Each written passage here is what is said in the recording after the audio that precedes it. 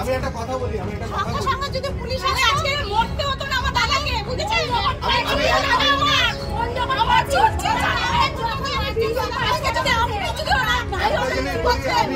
আমি নিজে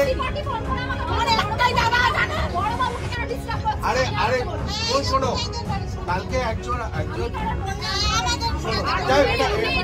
আচ্ছা, আমি কালকে রাত্রেবেলা অনেক রাত অব্দি আর্জি করেছিলাম, কোনো একটা পেশেন্টের ব্যাপারে ছিলাম, আমি নিজে ওখানে ছিলাম, আমি লোক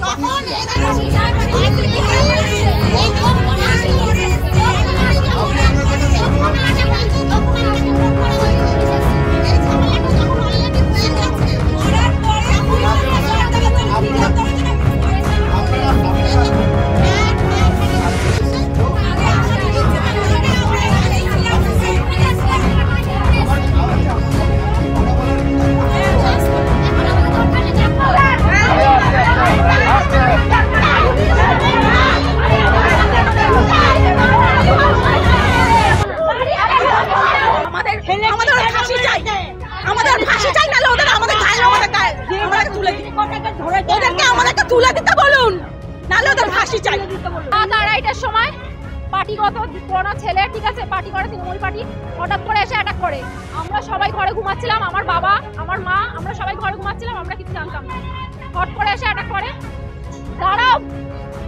তারপরে আমার বাবা বেরিয়ে আসে যে গায়ে, মহিলাদের গায়ে কেন হাত দেওয়া হচ্ছে, ওরা ছেলে মানুষ, ছেলেদেরকে মারধর করেছিল, ঠিক আছে, মেয়েদের গায়ে হাত দিয়েছে, দাঁড়াও, মহিলাদের গায়ে হাত দিয়েছে। যখন আমরা ছুটে এসে আমাদের থেকে কোথায় পালিয়ে যায়, সিসি থেকে ওরা কি করে লাইন বন্ধ করতে পারে? এটা সুপর্ণা আন্টি, যে আমাদের কাউন্সিলর 8 নম্বর ওয়ার্ডের কাউন্সিলর, সেও জড়িত আছে, দেবরাজ চক্রবর্তী এমনকি জড়িত আছে। কারণ আমরা বারবার দেবরাজ চক্রবর্তীকে ফোন করেছি, কাউন্সিলরকে হেল্প নেওয়ার জন্য ফোন করেছি, কেউ ধরেনি। এমনকি বড়বাবুকে ফোন করেছি আমরা থানা, 3বার ফোনটা কাটার পর, 3বার ফোন কাটার পর একবার ফোন করে বলেছে ঠিক আছে পাঠাচ্ছি। মাত্র 3টে সিভিল লোক পাঠিয়েছে, সিভিল পুলিশ, যারা রাস্তা পাহারা দেয়, কোনো পিসি পার্টি আসেনি। এসে উল্টা আমার বাবাকে বুঝে দিয়ে চলে গেছে, না কোনো গার্ড দিয়েছে না কিছু আছে। তারপরে ছেলেরা এসে সব 30-40টা ছেলে মিলে এসে আমার বাবাকে অ্যাটাক করে, এমনকি কুপিয়ে মারে। তাদের প্রত্যেকের হাতে চাপড় ছিল, দা ছিল, রড ছিল। আমরা 3জন ছিলাম, দেবরাজ চক্রবর্তীর ছেলে, সুপর্ণা ঘোষের ছেলে, নাম হচ্ছে সরু, ঈশান, বঙ্কাই, মিয়া, কপিল,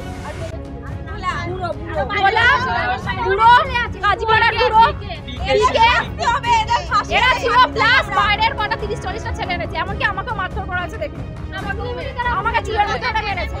डेटा समय बागुवाटी थानाते एक कंप्लेन पेला अर्जुनपुर पश्चिम पारा वैदिके एक झमेला चलছে 2 গ্রুপসের মধ্যে একটা ঝামেলা চলছে। তখন ঠিক টাইম থানার পার্টি ওখানে ইন্টারভেনশন করেছিল।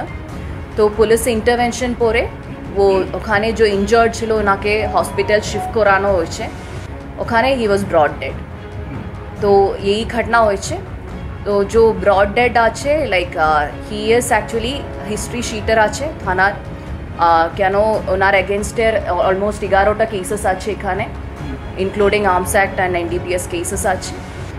তো এখন উনি ব্রড ডেড। তো এর মধ্যে লাইক দিস ইজ वो এটা কনফ্লিক্ট আছে 2 গ্রুপসের মধ্যে related to personal issues, like উনি নিজেরা ঝামেলা করছে, like no political issue, nothing related to political party.